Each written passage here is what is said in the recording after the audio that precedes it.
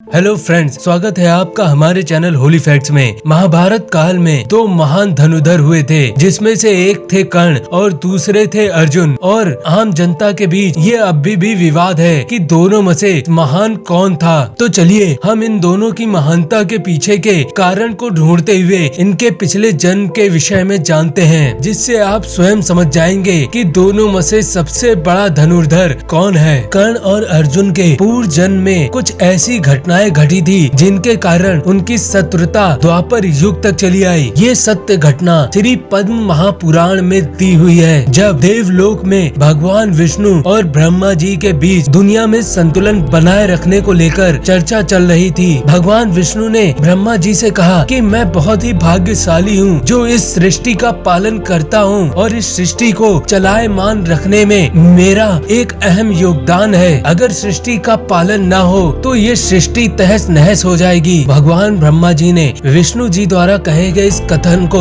उनके अहंकार के रूप में ले लिया और क्रोधित होते हुए विष्णु जी से कहने लगे कि सृष्टि के पालन करने से ज्यादा बड़ा योगदान तो मेरा है, जो मैंने इस सृष्टि की रचना की है। अगर इस सृष्टि की रचना ही ना हो और जीवों को मैंने जन्म ही नहीं दिया होता तो आप पालन किसका करते। इस विश्व में हर वस्तु का निर्माण मेरे ही द्वारा किया गया है। अगर मैं सभी चीजों की उत्पत्ति ही ना करता तो आप पालन किसका करते। इसीलिए श्रेष्ठ कार्य मैंने किया है। थोड़ी ही देर बाद ये वार्ता बहस में बदल गई और भगवान विष्णु ने शिव जी को इस बहस का समापन करने के लिए वहाँ पे उपस्थित होने के लिए प्रार्थना की। भगवान शिव उनकी वार्ता को देख के समझ गए कि विष्णु जी तो सिर्फ अपने आप को भाग्यशाली समझ रहे थे, लेकिन ब्रह्मा जी अपनी जिम्मेदारी को अपना अहंकार मान बैठे थे। तो शिव जी ने ब्रह्मा जी से उनके अहंकार का कारण पूछा तो ब्रह्मा जी ने कहा, ये अहंकार नहीं है, मेरी ही उत्पत्ति सर्वप्रथम हुई है और मेरे द्वारा ही सृष्टि की हर एक चीज की उत्पत्ति हुई है। ब्रह्मा जी का अहंकार देखकर शिव जी अपने रौद्र रूप में आ गए और ब्रह्मा जी से कहा कि आपने अपने उत्तरदायित्व को अपना अहंकार बना लिया है। और उनके अहंकारी पांचवें सर को भगवान शिव ने त्रिशूल के द्वारा धड़ से अलग कर दिया। और फिर शिव जी ने कहा कि आपके ऊपर ऐसे असत्य वचन शोभा नहीं देते। और ये कहकर भगवान विष्णु और शिव जी वहाँ से प्रस्थान कर गए। लेकिन ब्रह्मा जी क्रोध से तमतमाए कटे हुए अपने पांचवें सर को देखने लगे और क्रोध के कारण अपने माथे पे आए पसीने को नीचे फेंका और कहा कि मेरे क्रोध में बहे पसीने से एक असुर की उत्पत्ति हो जो शिव को उनके कृत्यों की सजा दे सके। तभी उनके गिरे हुए पसीने से एक भयंकर विशाल असुर का जन्म हुआ और जिसका नाम पड़ा स्वेधज। और उसके विकरालता का अंदाज इस प्रकार लगाया जा सकता है कि उसके 1000 कवच थे। तत्पश्चात ब्रह्मदेव ने स्वेधज को आज्ञा दी कि वे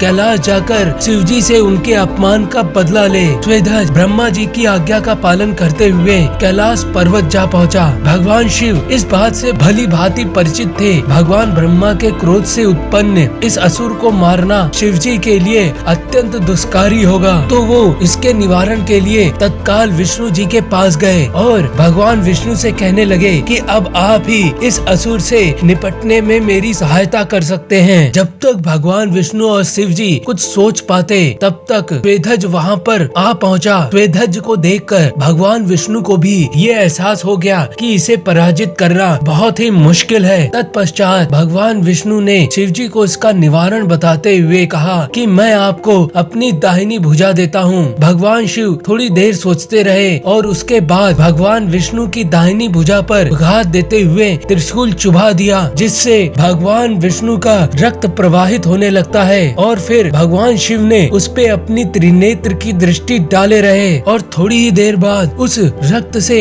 1000 भुजों वाला एक विशाल काय प्राणी उत्पन्न होता है, जिसका नाम पड़ा रक्तज। तत्पश्चात भगवान शिव ने रक्तज को आज्ञा दी कि वे स्वेधज से युद्ध कर उसको परास्त करे। और उसके बाद स्वेधज और रक्तज के बीच एक प्रलयकारी युद्ध प्रारंभ हो जाता है। इस युद्ध के कारण पूरी सृष्टि का विनाश होना शुरू हो जाता है। दोनों एक दूसरे पर भयंकर अस्त्रों से वार करते हैं और एक दूसरे को पराजित करने का पूर्ण प्रयास कर रहे होते हैं, लेकिन वे एक दूसरे को पराजित करने में असफल हो जाते हैं। लेकिन उनके युद्ध से उत्पन्न हुई प्रचंड ऊर्जा पूरी सृष्टि का विनाश कर रही होती है। ये युद्ध कई कालों तक चलता रहा और आखिरकार स्वेदज रक्तज के 998 हाथों को काट देता है और रक्तज स्वेदज के 999 कवचों को तोड़ देता है। और जैसे ही दोनों योद्धा युद्ध के अंतिम पड़ाव में पहुंचते हैं, तभी भगवान विष्णु ब्रह्मदेव से कहते हैं कि इस युद्ध को अगर अभी नहीं रोका गया तो पूरी सृष्टि का विनाश हो जाएगा। तो ब्रह्मा जी ने कहा इस युद्ध को अभी विराम देकर अगले जन्म में ही इसका समापन किया जा सकता है। और भगवान विष्णु इसी बात की तो प्रतीक्षा में लगे हुए थे कि कब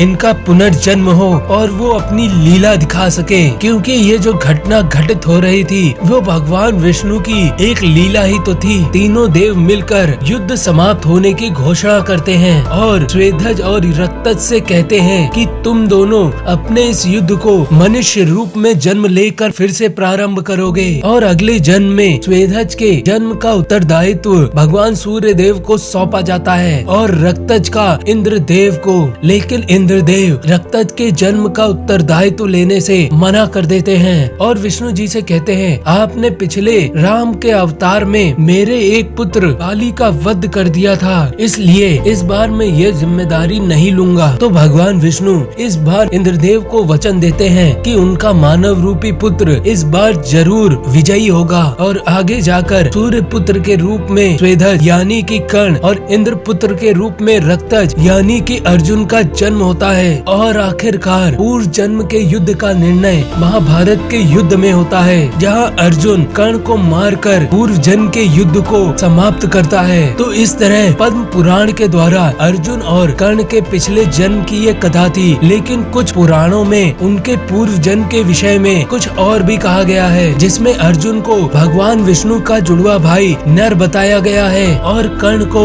पूर्व जन्म में दम्भोद्धव असुर बताया गया है, जो सूर्य देव की कठोर तपस्या कर उनसे 1000 कवच प्राप्त करता है। और इस कवच के साथ एक खास वरदान जुड़ा हुआ था, जिसमें इस कवच को तोड़ने के लिए 1000 साल तपस्या करनी पड़ेगी। कवच के टूटते ही वो व्यक्ति भी मारा जाएगा जिसने उसे तोड़ा है। इस स्थिति में उस दानव को मारने के लिए नर और नारायण ने बारी बारी से तपस्या की और दम्भोद्धव के एक एक कवच को तोड़ते जाते हैं और पुनर्जन्म लेते हैं। और जब दम्भोद्धव के 999 कवच टूट गए तो वो जाकर सूर्य लोक में छिप गया। और इसी असुर का जन्म महाभारत काल में बचे हुए एक कवच के साथ कर्ण के रूप में हुआ, जिसका वध नर अथवा अर्जुन ने किया और उनका साथ दिया नारायण भगवान श्री कृष्ण ने। तो फ्रेंड्स, ये थी कर्ण और अर्जुन के पूर्व जन्मों की कथाएं। तो फ्रेंड्स, आपको हमारा ये वीडियो कैसा लगा? वीडियो अच्छा लगे तो वीडियो को लाइक, कमेंट और ज्यादा से ज्यादा लोगों तक शेयर कीजिए और चैनल को सब्सक्राइब कर बेल आइकन जरूर दबाइएगा। तो मिलते हैं नेक्स्ट वीडियो में।